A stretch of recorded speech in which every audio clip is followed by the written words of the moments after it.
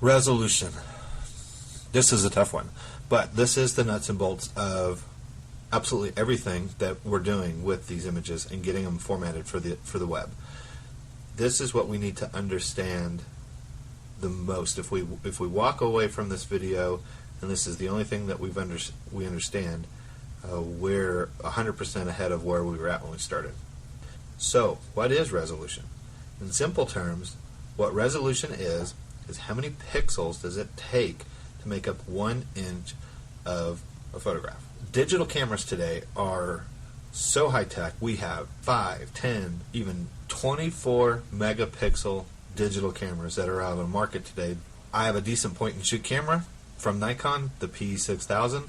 It is a 13.5 megapixel camera. That is a lot of pixels that are getting crammed into this photo. They produce some pretty big files. The JPEG files can be anywhere between 12 and 15 megabytes apiece.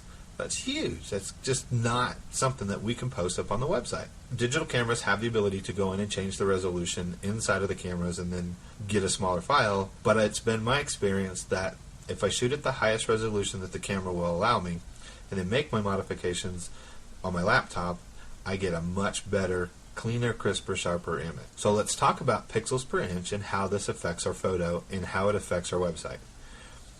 Typically, a defaulted digital camera will produce a JPEG that's anywhere between 240 and 300 pixels per inches. And they do that because the camera manufacturers assume that most of these are going to get printed somewhere, and it's easier to downgrade an image for the web than it is to upgrade a low resolution image and try to print it. Where this really affects us is our monitors can only display 72 pixels per inch.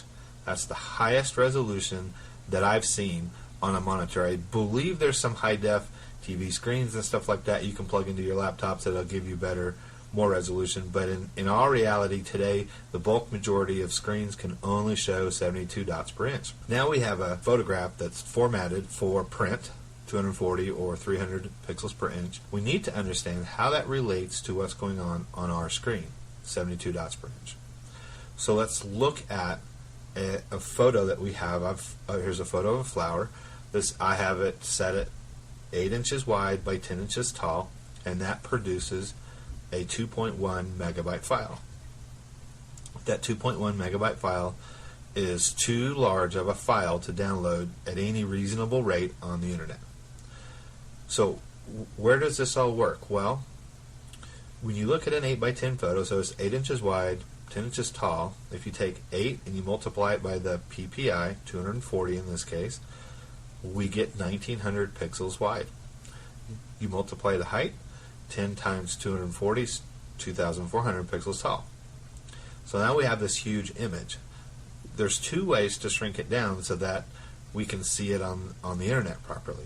We can use an image editor and properly shrink it down to the right size that we want, or in a lot of cases people will use the online editors that they have or change the height and the width of the image via HTML to produce an image that's small enough that the browser can read.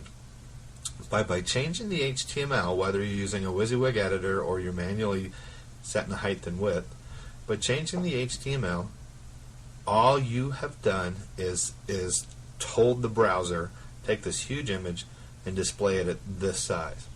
But you haven't physically changed the size of the image, and that's where things start to fall apart.